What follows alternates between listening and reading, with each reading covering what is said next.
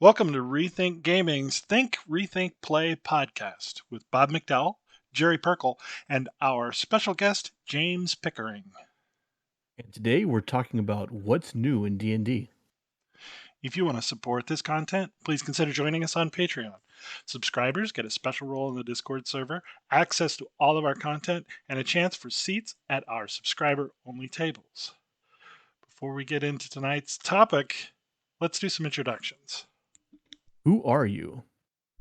Well, I'm that guy who you've been arguing with online.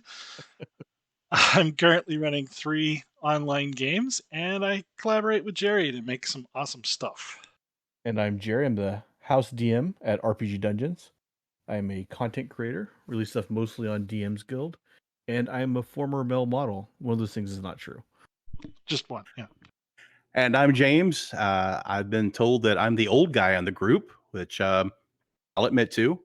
I've been playing since the Purple Box back in the early 80s. I also owned a comic book shop in Garland, Texas. And between the Purple Box, or at least the Red Box, and then the next time I played D&D, it was 4th edition. So there was a big gap in there somewhere. Oh, yeah, you missed out on the 2000s. All right. Yeah. So we're gathered tonight. We're talking about, we're partway through the first quarter of 2021. Looks like this is going to be a really exciting year. There's a lot we can geek out over. In fact, I was thinking about this. When is the last time you've been this excited about a D&D product? You know, not a module or a new edition coming out, but just like a good solid year ahead of you. The D&D power cycle. No? Like a big wheel? It was a big wheel, big green dragon on the front. And I always wanted one. It never happened though. So maybe I should hit up eBay later tonight. Can make that dream happen. Yeah, non-RPG products. I love the D&D books. I'm currently reading through the Elminster series. I'm on Elminster in Hell, which I think is book 4 out of like 16, so about the third way through there. What about you, James? Baldur's Gate. They've got the Baldur's Gate 3 coming out, and I'm really excited about that because there's some new gameplay options. But even when the original Baldur's Gate came out 20, 25 years ago, I can't remember, but I remember buying that. I was really excited about it. In fact, I'm replaying it right now, probably about the 3rd or 4th time to get ready for Baldur's Gate 3. Go for the eyes, boo.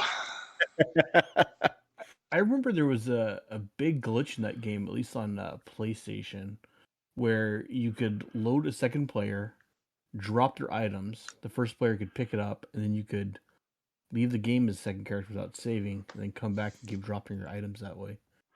Yes, you can still do that. Oh yeah? Yeah.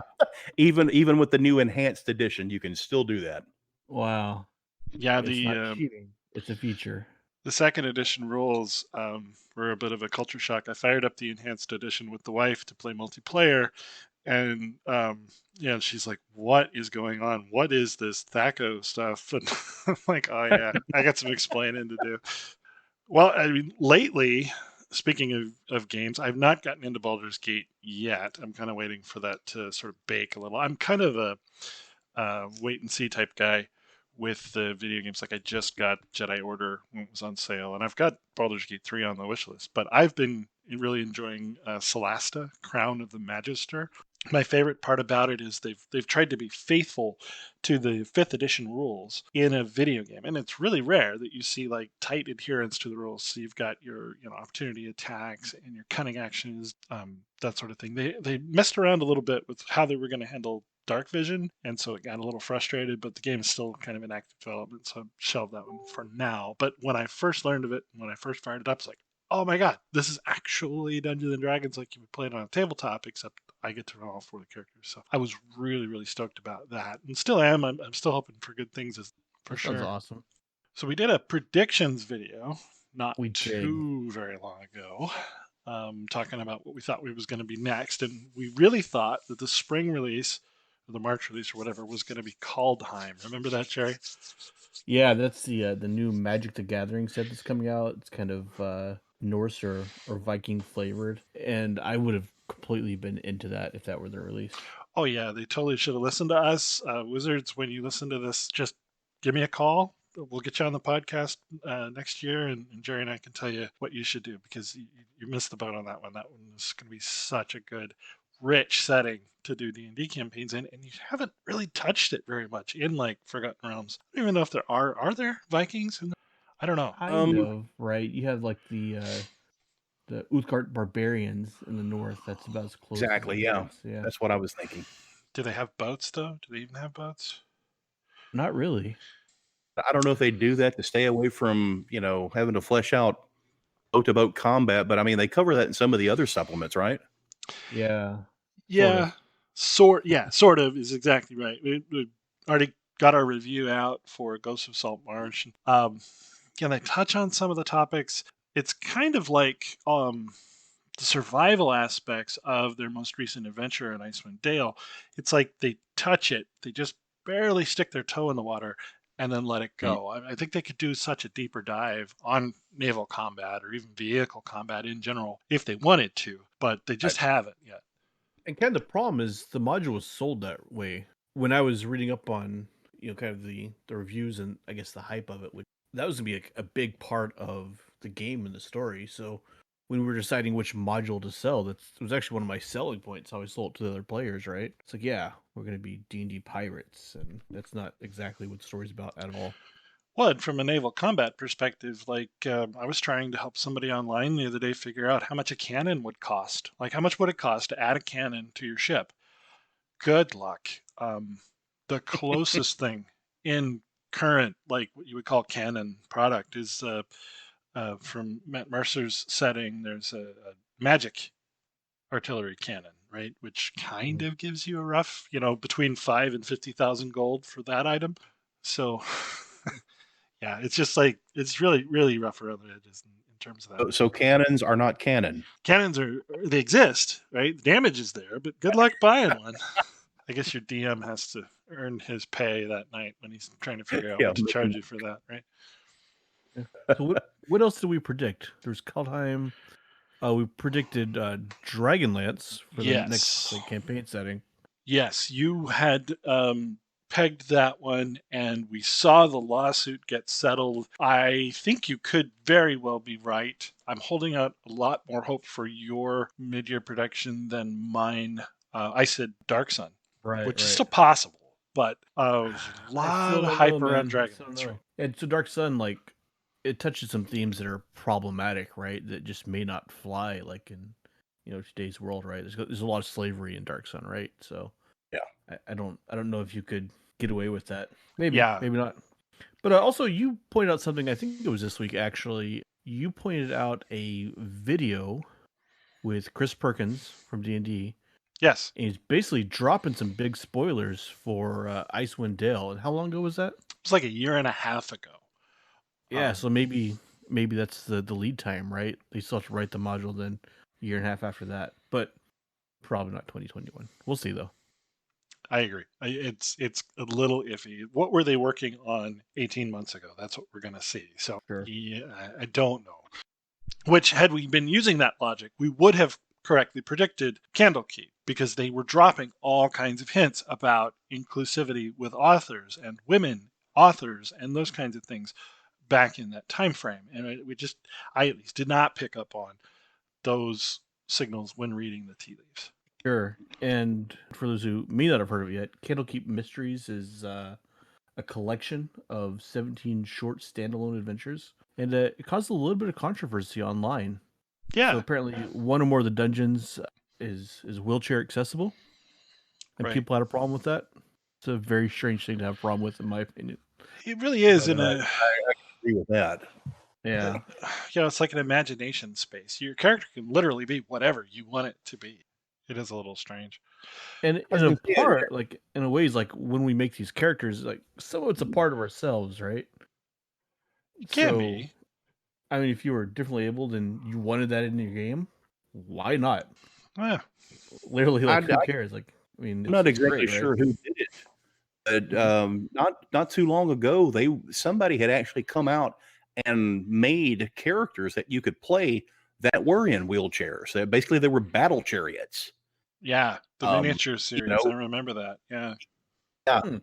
I'm like, well, if you can do that, why can't you do the wheelchair accessible dungeon? It's not like it's making fun of anybody. Right. So someone online made an interesting point. Like, you got this big underground fortress. Like, how do you get stuff in and out of it? Right. Like, if you had to take a wagon like into your dungeon, like Yeah. you got to take that Mhm. damn thing downstairs.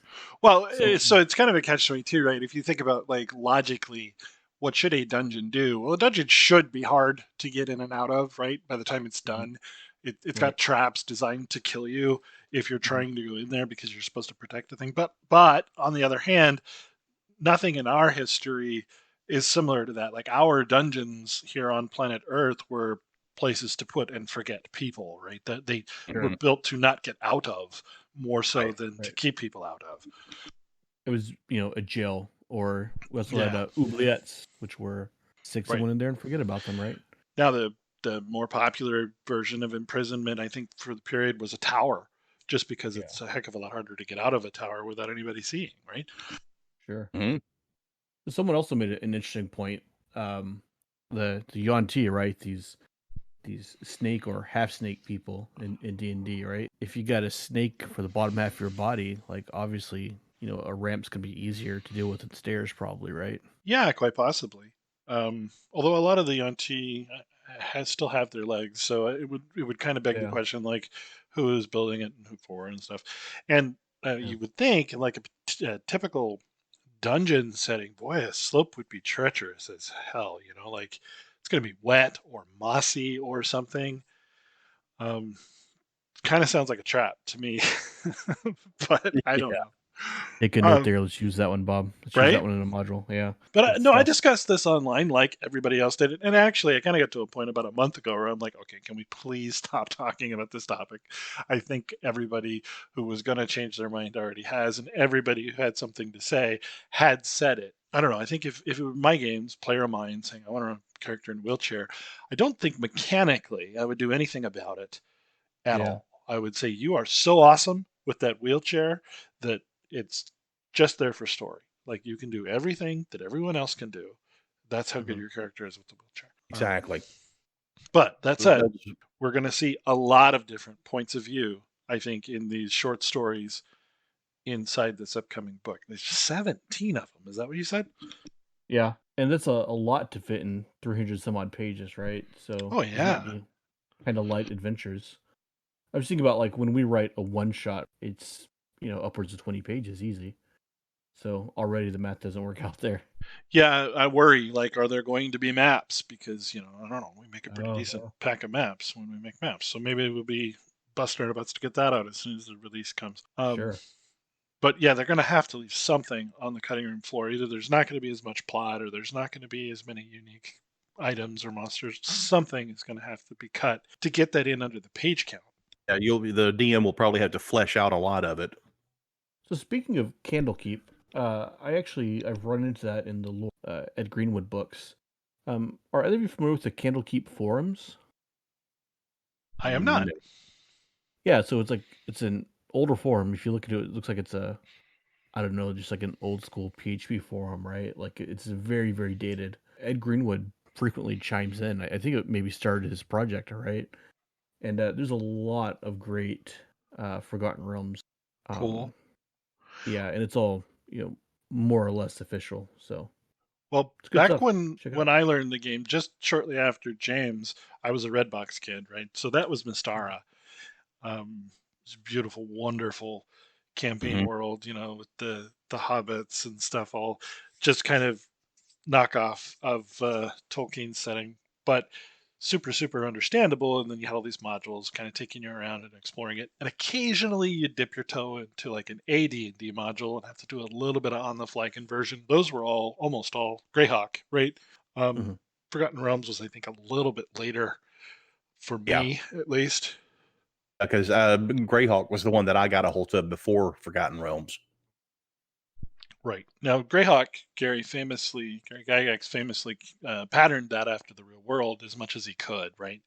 Mhm. Um, and that's one of the things that if you look at the intrigue and the political history and such that was in all of these kingdoms that had risen and fallen, and it was really kind of well thought out that way, but not a lot of that carries over into the content of the modules themselves. So you'd have to actually, dig into the books and those can be fun just to read, right, for reading material. But then how do you translate that to the page? So I don't disagree with fifth edition's decision to push towards the Forgotten Realms. I think it just has a little more flavor than Greyhawk does, a little more unique flavor. A lot more flavor, right? So Yeah. it started in 1987, right? So you're right, it's much younger, I guess, than Greyhawk. But the lore, I mean, I would go so far as to say it. This is might be controversial, I don't know, but it rivals the Lord of the Rings, right? It rivals Tolkien.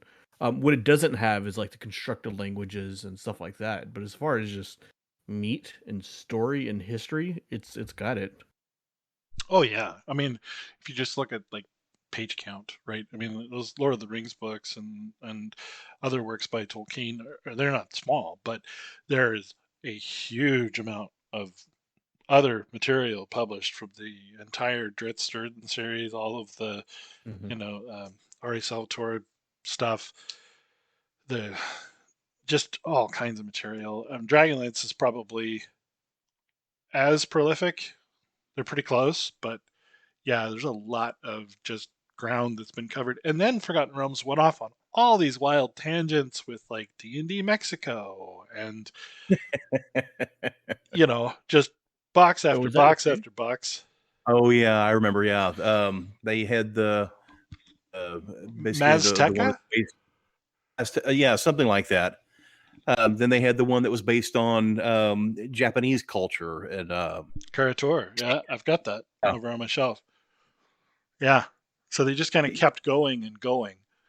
The Arabian Adventures, Al Qadim, A right? quick question though, you're Shoot. mentioning all the different extra books like with Tolkien and everything, with Silmarillion and the Lost Books. And would I be laughed at if I was to tell you that I've only read The Hobbit and Lord of the Rings, but I've read them multiple times because when I read the Silmarillion, it was like reading the Bible between Genesis and Exodus with all the so and so begat this person, begat, and it just bored me to tears. Yeah, I don't think it was Yeah. published in Tolkien's lifetime because it's basically notes, right? It's background, Yeah, and that's and why it's so dense, right? Yeah. No, I've had people tell me, "Oh yeah, I've read that. It's amazing the history and everything," and I'm like, "That is the most boring history I've ever read." Right. You're I mean, yeah, maybe certainly like, not yeah, the only one who skipped out on that. I And would, I've known some hardcore fans um, that swear you have to read it, right? I've had that same recommendation to me, but I've not ever, nor do I think I could. I got a little dyslexia going on, so I'm much more verbal than I am have you text. seen But the For Dummies books, the yellow and black books? yeah, oh yeah. yeah, of course. I had the Tolkien's Middle Earth for Dummies, Okay. I and have, that's how I picked up on a lot of that.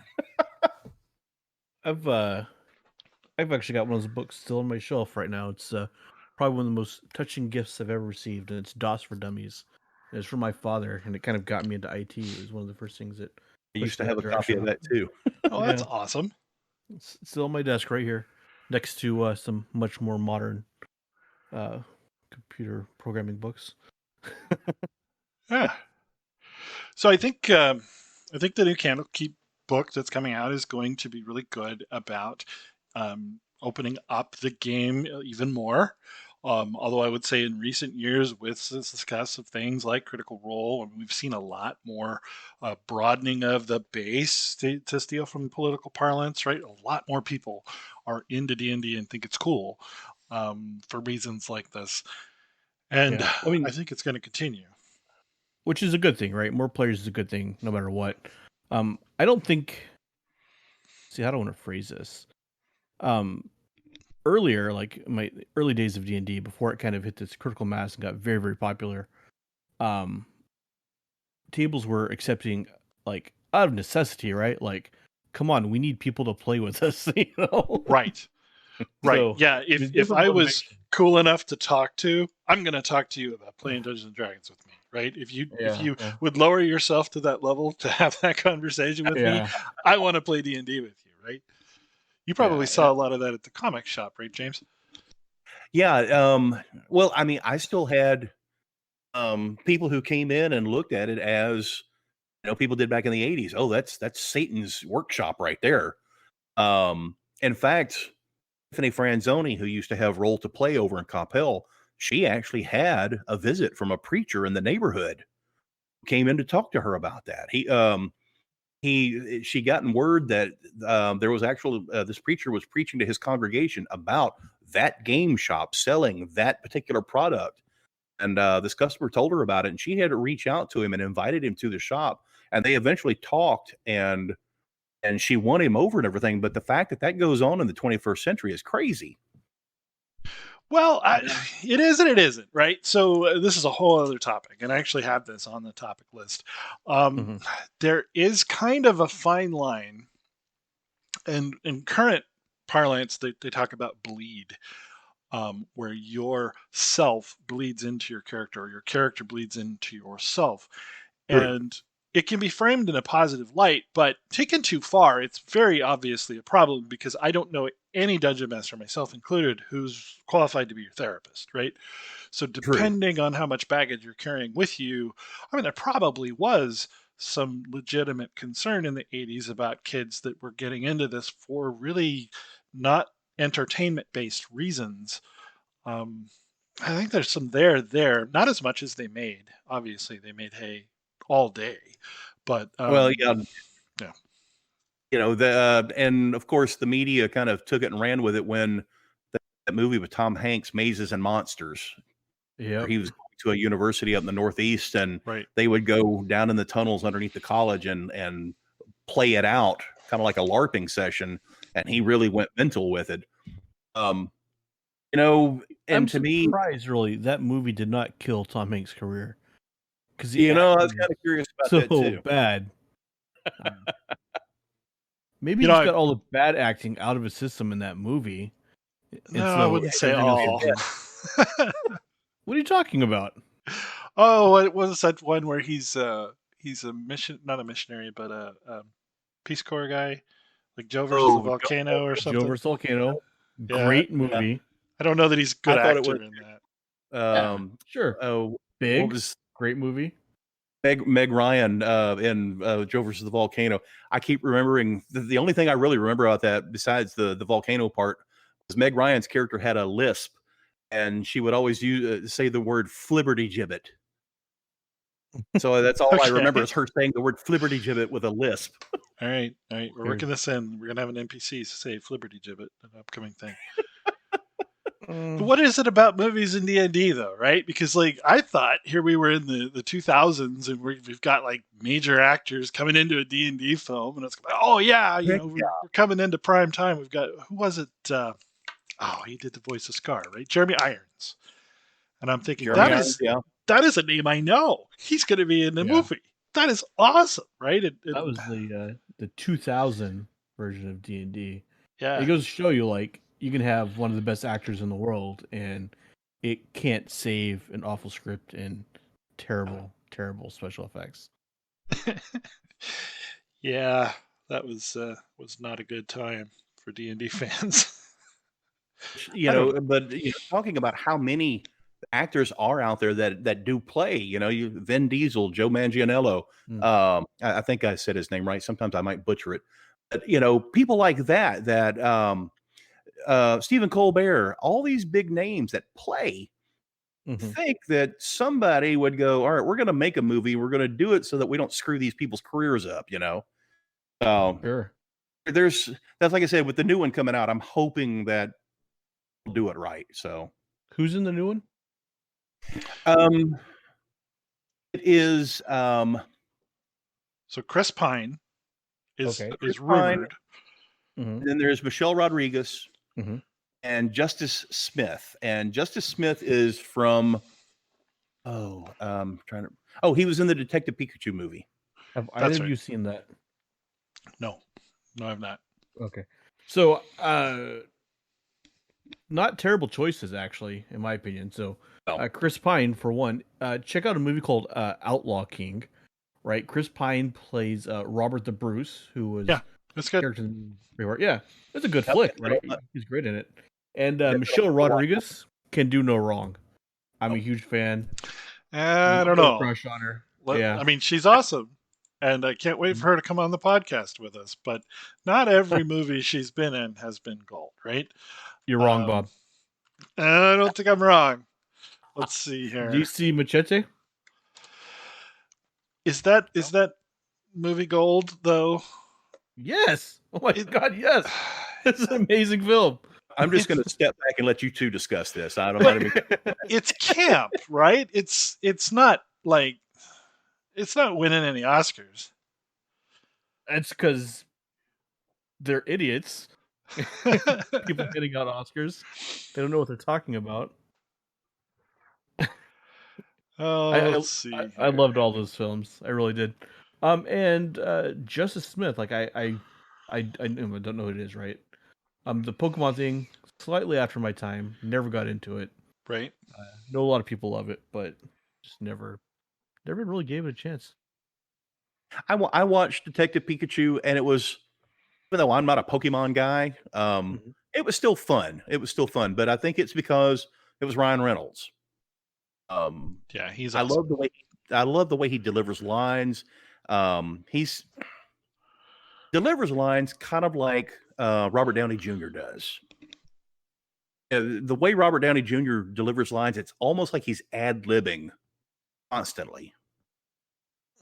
And so, I mean, I've always liked Robert Downey Jr. and a lot of the stuff he's done, for everything from, he played a drug addict in Through a Scanner Darkly, which was that rotoscoped Philip K. Dick movie.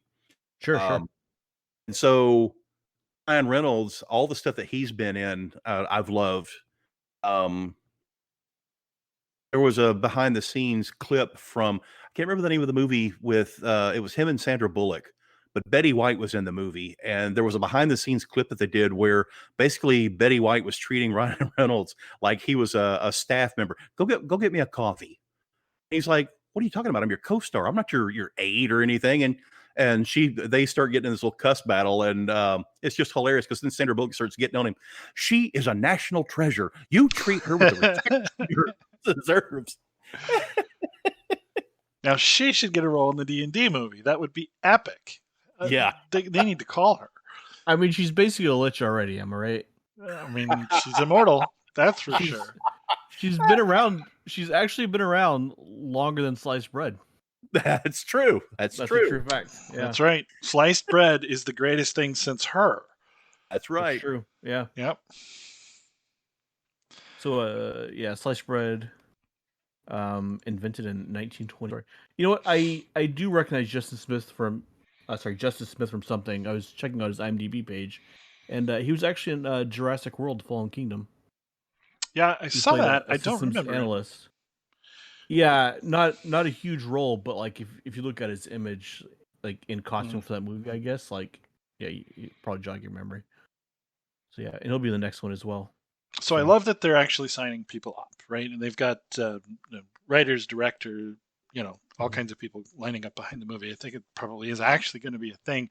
I don't see a major studio backing it. It sounds like it's going to go out through Paramount, but there's a lot of production people involved in this one, so a little worried about that. It's more and more common these days, but I hope that this actually comes through into being a thing, and a good one, right? Now, I will say the second one they did, Wrath of the Dragon God, was not that bad of a movie. Yeah, it was pretty bad, Bob. It wasn't. That one. I need to watch because I haven't seen anything about that one. It wasn't done well, but I think the meat was on the bones. I think, not to offend anybody who put time into it, but I think that had it been developed more and acted out a little bit better and such, I think it was a reasonably good story. If you look at the Darkness Rising by the Gamers, that. Yeah. That one kind of hits the same sort of notes in the in-game part of the world. I mean, those two really feel like they're peas in a pod. And of course, they also juxtapose this with the people playing the game and negotiating what that's actually like. Well, one of those is actually comedy, Bob.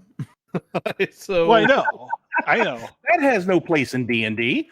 That's fine. That's fine. What I'm saying is, if your argument is you're comparing it to this movie, that is not a compliment. It should be. They should be fun. Okay. And I think the people that are lining up to work on the new one are going to put some comedic elements in it, right? It's going to be relatively lighthearted, I think. Well, in the 2000 version, you had Marlon Wayans was in that one, right? Mm-hmm. When the Wayans brothers, and you know, he may be bad enough to cancel out Jeremy Irons. Maybe that's what that was, right? And you just left with, like, you know, a skeleton of a movie after that. Yeah, I just feel like that movie tried too hard to be Star Wars. They were trying to do this grand sweeping plot with a couple of funny characters for the punchlines, and um, yeah, I think it lost itself. I think it didn't attach to any Dungeons and Dragons identity. Yeah. So that's a weird thing to mention Star Wars in that context. There's a recent video just put out by D&D, and now it's my turn to butcher his name, James. But Joe Manganiello. You probably got closer than I did. Yeah, he called Dragonlance the Star Wars of D&D. Yes, I saw that article. Yeah, I think that's a really fair comparison. If you look at the history of Star Wars, like the actual, not George Lucas looking on everything with perfect hindsight, but the actual history of Star Wars, they had a hot thing in American Graffiti, and this director, and he's cool, and he's got a good team of friends behind him helping him make a thing, and the studio is just like, here is a pile of cash, make something just as good as that one. And he's like, well, I kind of want to do the Space Wizards thing. And they're like, we don't care what it is, just make it. I feel like Dragonlance is similar to that in that they got Weiss and Hickman to do something better than Greyhawk using the Dungeons and Dragons motif, right? Yeah, I'm with you. I'm trying to wrap my head around it still, right? Like, I watched the video, and he was comparing it to The Empire Strikes Back, which, I mean, in my estimation, that's a high bar, right? And was Dragonlance that in theme, in I guess tone? I don't know. I don't know about tone. I agree there. But if you look at the steel coins, for example, that were a big staple of that setting. If you're not aware, the availability of steel was such that gold was more common and easier to get. Therefore, steel became gold pieces, right? That sort of little detail about this world is different and special because added something that isn't always there. I think that was what he was kind of alluding to, is more of the world building, not necessarily as on a grandest scope, but just in the detail that they put into it. Sure. Strictly for, like that, like you were saying about, instead of sticking with the regular D&D, here's your gold coins, here's your silver, here's your platinum, it's steel instead. And so, that's some of the things that I loved about the books, was that little change in the details. It's got a D&D flavor, but it's change in the change. Yeah, no. Change the change. Yeah. Now, it's not all good. Kender need to be buried in a very, very deep, dark hole and never, ever mentioned again. They're the most game-breaking character. I can agree with you on that. I mean, just like weird halflings, right? No, I mean, yes, they are. They're like staff sling halflings, but Kender's defining trait is they steal things from their friends and lie about it. Terrible idea. I mean, just awful idea for a defining trait for a group of people, especially in a game like Dungeons and Dragons, where infighting is not exactly working towards the same goal. Right. Yeah, I can see how that could cause conflict. So actually, I'm pretty sure that Dragonlance was my introduction to D&D, but it's been many, many years. I'm about to go on a road trip next month. What do you think the chances are I can get the old lady to listen to a Dragonlance audiobook? Oh, pretty good. I suppose you'll be driving. You get to pick, right? I don't think it works that way. don't think you quite understand the power balance in my household. You can't pull that stud, never touch a D&D, a DM's radio, or anything like that. Yeah. No, I know exactly what you mean. When we last drove down to Alabama, I tried very hard to listen to, and was vetoed.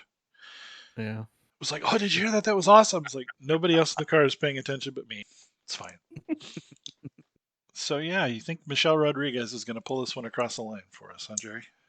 She can do no wrong. All right. Well, maybe Yeah. we'll get lucky and this will be like a Dragonlance movie. That would be pretty epic. That would. Oh. A lot of people, one of the articles I was reading was talking about the chance that they'll put Chris Pine in blue lipstick. And even though you hate to see that, there's some people were saying, we would really like to see Chris Pine in blue lipstick. And I'm like, I don't know. Yeah, I don't think That's we're going there. For people who haven't seen that travesty of the movie, the 2000s, that was the antagonist, the evil wizard. Was he a wizard or was he like a regent? I have no idea. But anyways, he wore the blue lipstick.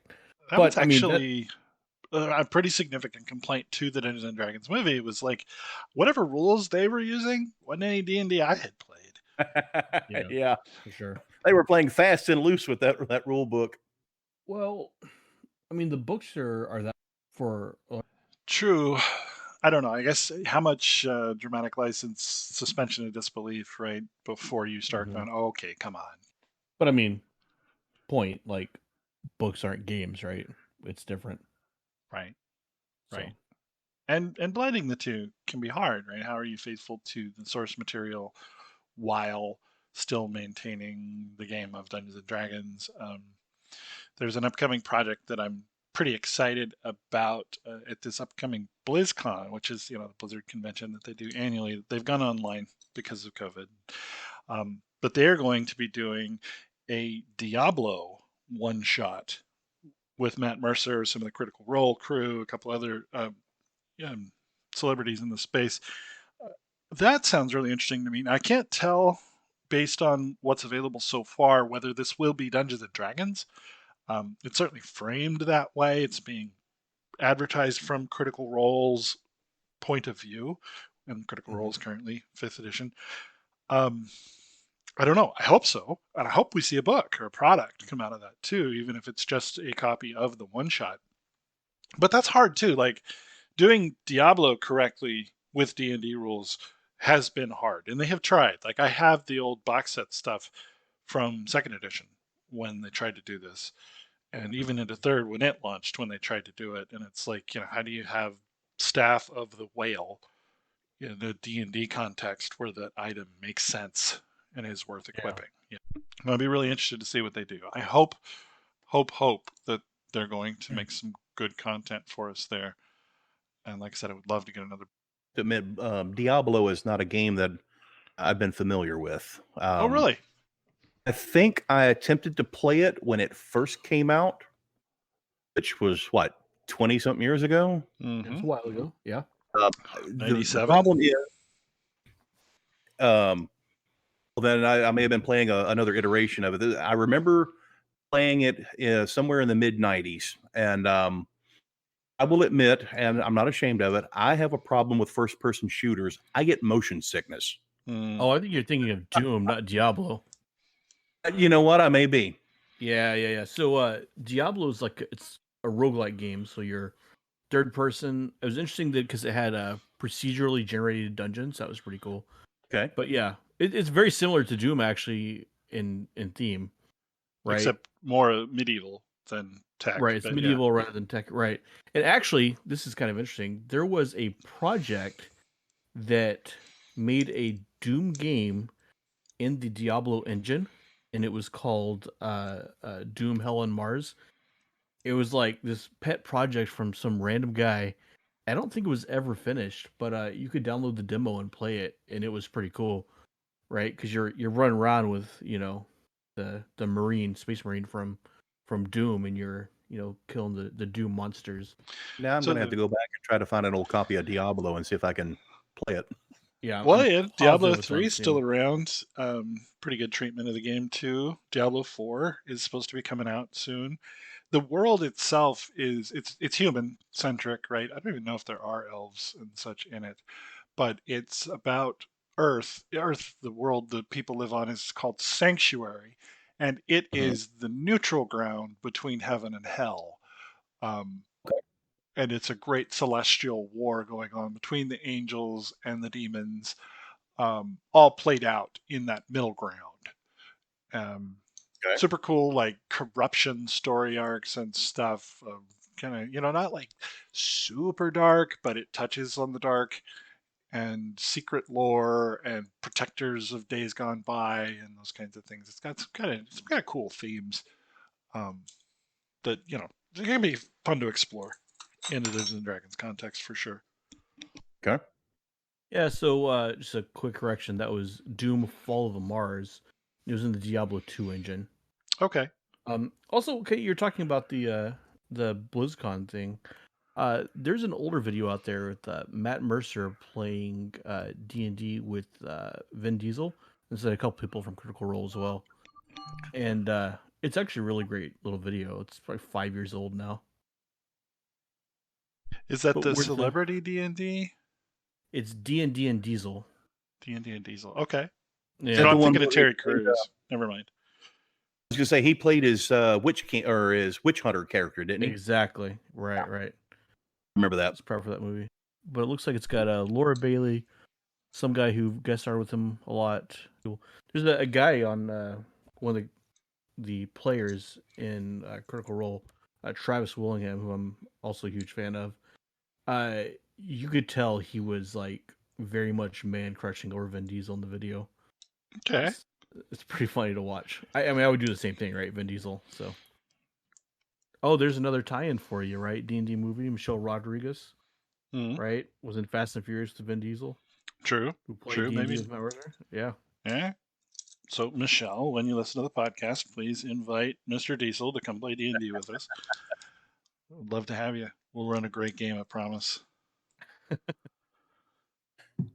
So, other stuff. What are we working on this year, Bob? Well, we've got a couple of projects in the works. So our top priority right now, just for the time of year it is, we're going to try to get a contest entry in the upcoming GaryCon. Right. It's GaryCon 13. It's called the Crucible, and it's a writing contest. And actually, James, you ought to do this, right? I'll send you the link for it, and I'll drop it in the Patreon as well. I But was gonna say I'm not familiar with this. yeah. So are you familiar with GaryCon? Can I tell the story as I know it, or Bob, would you Go like right to? ahead. Go Yeah. ahead, man. So when Gary Gygax died, they had the funeral, or whatever, and afterwards, a lot of people said, we should get together, we should game, we should celebrate Gary Gygax, right? Mhm.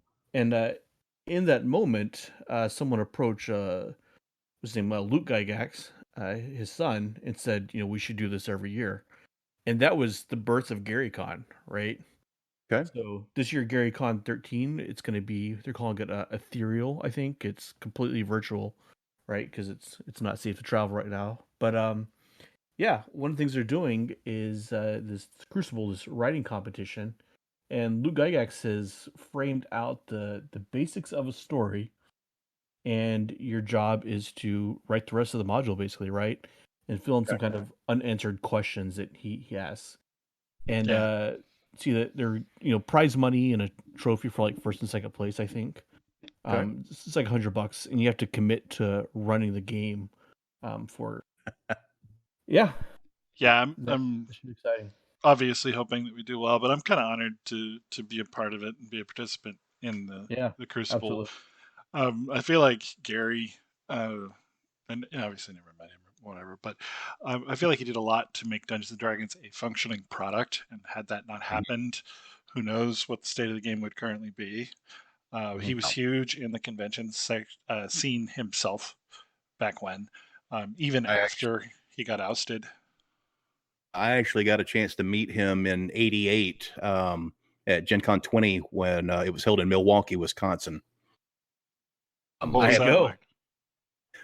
I happened to be stationed at Great Lakes, Illinois, for electronics training in the Navy, and Or I as many in the Navy call it, great mistakes, Illinois.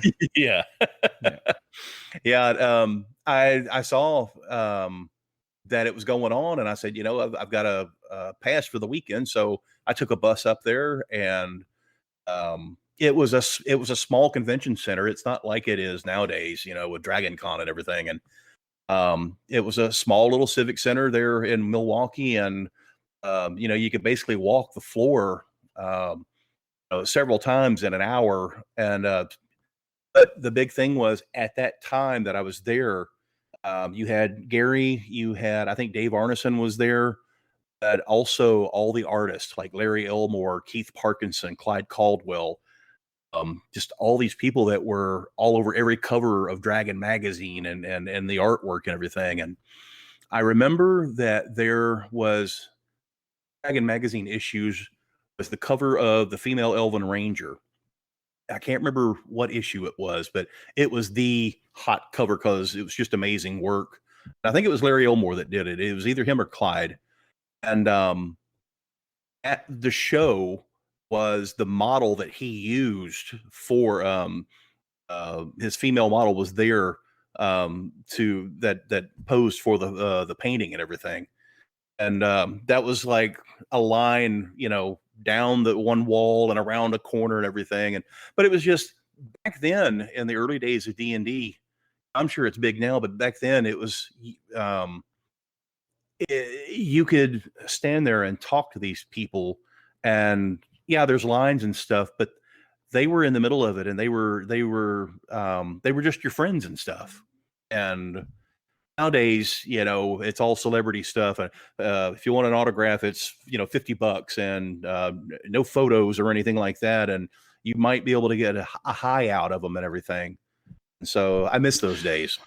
Yeah, you could be right at the convention scene. I will say that when the guys from Merkborg came on, their biggest piece of advice was, just reach out and talk to people. We're just guys like the rest of you. And I used to rub elbows with some of these guys in a specific online forum that we won't plug here. Authors of not Gary Gygax level, but guys whose products I had on my shelves, and they're people too, right? And being a role playing game producer, it's not exactly like a mega hit level hobby, even today. Um, so these guys all have day jobs too, most likely. But It's one. In fact, author P.N. Elrod. She wrote. She started out back in the '80s writing vampire detective novels, and she still writes today. But um, in fact, I actually bought a copy, a Wizards movie poster from her. But I remember going through one of the Dragon magazines and finding one of the adventures that she had penned in the Dragon magazine, and I pointed it out to her. I was contacted her on Facebook and go, "Hey, I found this Dragon magazine. It's got an article by or an adventure by you." And then she goes, "Yeah, I've got it around here somewhere, stuck in my garage." yeah, makes sense. There you go. So I'm actually familiar with her. She wrote a lot of the or she wrote Ice Strahd, right? Yes. Yes, yes. Yeah. Essential reading if you're going to run Curse of Strahd, which you would know if you had Completely watched forgot our about that. review. Yeah. Nice plug for the YouTube reviews there, Bob. Yeah. Come watch us blather on YouTube. We like that. Um, but no, it's really great because there are a lot of throwbacks in Curse of Strahd that you would not probably recognize outside of a context like extra material, right? So Ice Strahd kind of touches on all of those, brings them in. Great book. Right. So anything else we want to talk about that we're working on this year? That's the thing that I'm most excited about. Me too. Yeah, so we've got a product in the pipeline. We're talking about a deck of cards that's going to help inspire dungeon masters to produce some good role play. And we don't have a lot of details that we're openly sharing about this right now, but you can kind of get an idea of what this would be like um, just from that base description. Really excited about getting into more of the play aids space. here when we do Rethink Gaming stuff, we try to advise and inform and teach you how to play as best we can.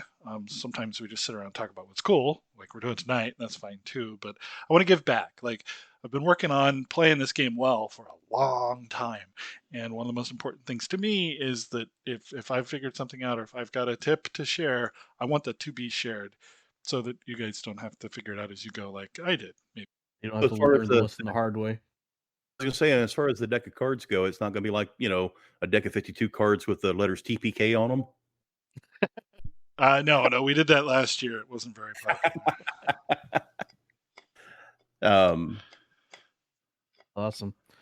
What about outside D&D? So Anything I'm pretty psyched about the Masters of the Universe game that's coming out from the in the Cortex Prime system. Now there's currently a playtest out for the Dragon Prince setting called Tales of Xadia. And I'm looking at that a little bit too, and I actually had never heard of Dragon Prince prior to this. Did not know that the Masters of the Universe stuff was coming out until the recent shakeup at D&D Beyond, and I started researching what was going on there, and I'm like, oh, what is this fandom company? Like, I missed all of that, just completely unaware. But looking at it now, I'm like, oh my god, I love He-Man. I'm like, I used to have all of them. Sure. Super, super excited about trying to play this game in that setting. Now I do have to learn a new role-playing system, and that one seems pretty meaty. I can't decide. Put this out here. I'm gonna put this out here like publicly, Bob. You ready for this? Yes. Dibs on He-Man. Okay. Booyah. No, that's totally fair. If you're not running it, then yeah, I mean, you definitely get first pick, right? Yeah. So, James, have you heard of Dragon Prince? No, I have not. It's animated series on Netflix. I think it's a Netflix. Oh, wait a minute. Yes, I have. My daughter and I, we watched like the entire first season of it. Yeah, it's good stuff. There's 2 seasons out there, I think. So check it out. Three. We got to catch. Three. Yeah, we got to catch up on them. Do I need to catch up? Yeah. I'm pretty sure I'm caught up. Yeah. But yeah.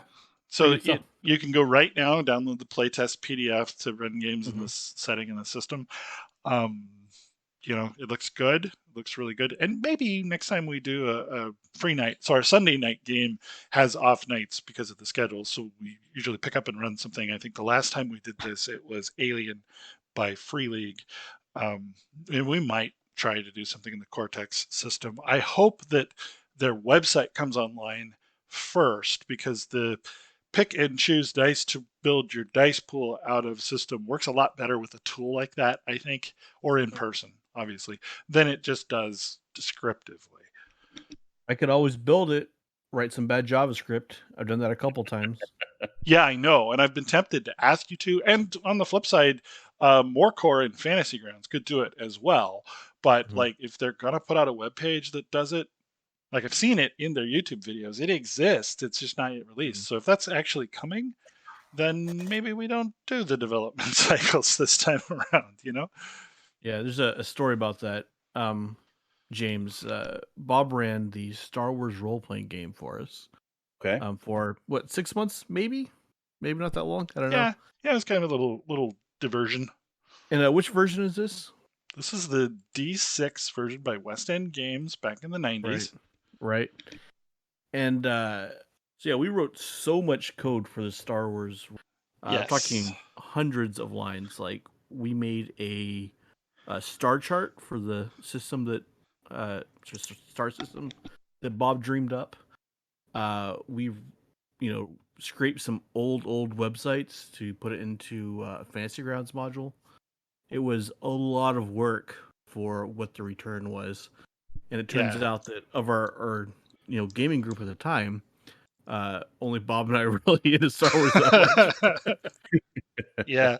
So the specific, I mean, that would make a really good podcast as well, like how to run an exploration-based campaign. So we put the party of characters into a brand new sector of space. It's brand new because I just generated it using the charts in the book. And they were mercenaries, right? They were sort of the mid-tier group, or they weren't Imperial and they weren't Rebel. They were actually kind of playing both sides off and on. Yeah. It's a good campaign. pretty We were fun. streaming Oh, it too. We just failed to retain it in any way that we yeah. could publish it today. Yeah. Good stuff. I'm gonna miss Chevy Reynolds. My how would you describe that character? Well, Is crook. he was Bandit from Smokey and the Bandit, right? Yeah, pretty Except in much. Star Wars. And not much of a driver. He was a hacker and a. Oh, that's true. Yeah. So he was me. He was me with more swagger. Yeah, I could see running Star Wars and Cortex too. You know, this kind of narrative sort of Oh, sure, system. sure. Yeah, but But we failed to account for his mine and Bob's lore knowledge compared to the rest of our friends. I think it just turned. Anyways, yeah, I'm really into something that doesn't exist yet, right? We talked about Merkborg a little bit. That is the Swedish rules light flail to the face dark fantasy, role playing game system. I've got this idea in my head for Starborg, right? So use basically their system or inspired by their system, and I want to write and run a module. Um, just kind of space theme, but very very dark. yeah, I think it could be cool. Yeah. We were kind Okay. of joking about it when we first suggested it, or I don't remember who kicked it off first, but kind of going back and forth. And it's like, yeah, you could do a lot of things. Now, are you going to go for the metal aesthetic that's present in Merkborg? Are you going to try and capture that in space? So do you remember the magazine still exists, the publication Heavy Metal? Yeah. They had a couple movies released. So yeah, that's what I'm going I for. get it every month or every Yeah. other month. Yeah, I used to subscribe, and actually I bought some recently. Yeah. She just doesn't understand me sometimes.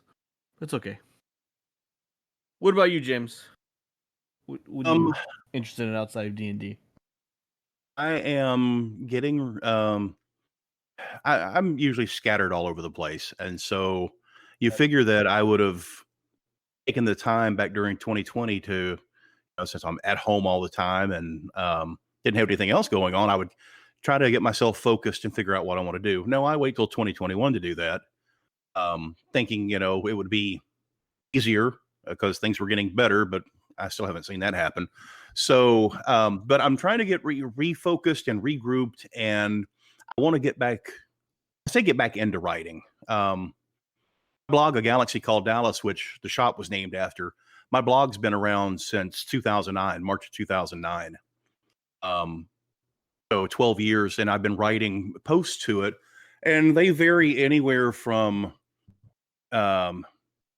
really bad to I've had some really good articles that I've written, but there was no consistency to it because I was always distracted with something else. I was either running the shop or raising my kid by myself or something like that. And so this year I'm wanting to try to, I said, I guess get back into writing, and I've had two children's books that were inspired by my daughter. One when she was first born.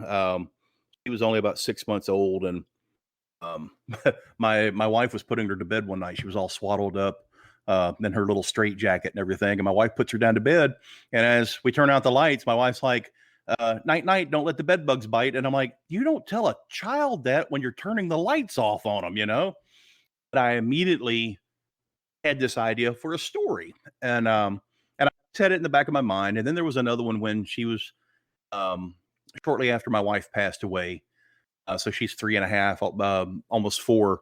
We were living in my wife's parents' house, and it had this gorgeous red door up front. And we could either park out front on the street or we could park in back where the garage was at. Lily always wanted to park where the red door was. Daddy, can we park where the red door is? And it just kind of hit a note with me. And I always thought about it. Why does she like parking up front? And it's because she likes to walk through that red door. That red door is up front where the two big oak trees in the front yard are that cast shadow around the year and keep it cool. And then when she goes through that front door, that red door, she walks into the home that mama made. And it's got all her favorite things in it. And so I've got a book that I want to write based on that too, and just really kind of step up my blogging game. I've always had people tell me that I've got stories, and here's one of the things: I don't know if I really should concentrate on writing. I have stories that I want to tell, and I think I've got good stories that I want to tell. The hard part is when it comes to writing, I hate the process of writing, the whole sitting down with the keyboard and the tappy, tappy, tapping. I'd much rather do something like this, a podcast, or even a webcast. And so I say getting back into writing, I'll do the two children's books, but as far as the rest of the writing, I think I may try to get into a podcast or doing a webcast or something. That's There you that's kind go. that's kind of what I'm concentrating on for 2021. Yep. And when you have that podcast, I'm sure we'll see it on your blog. What's a blog again? It's a galaxycalleddallas.com. Well, there you go. Easy to remember. That's awesome. We'll take a look out for it. And we'll definitely link to that on our Patreon when we see that come along too. Thank you so much. If you're not a member already, please come on by. There's great content on there. You can come and join us on our Discord server, argue with me about stuff, or just get tips, or maybe even get in on the next game as we start to form up. We've got one that's about to come to a close. You can find links to all of our stuff at rethinkgaming.com. And also, you can join us if you want tips from me on how to argue with Bob on the internet, because I'm getting pretty good at it. I'm not going to lie. Yes. All right, everyone. And remember, think, rethink, play.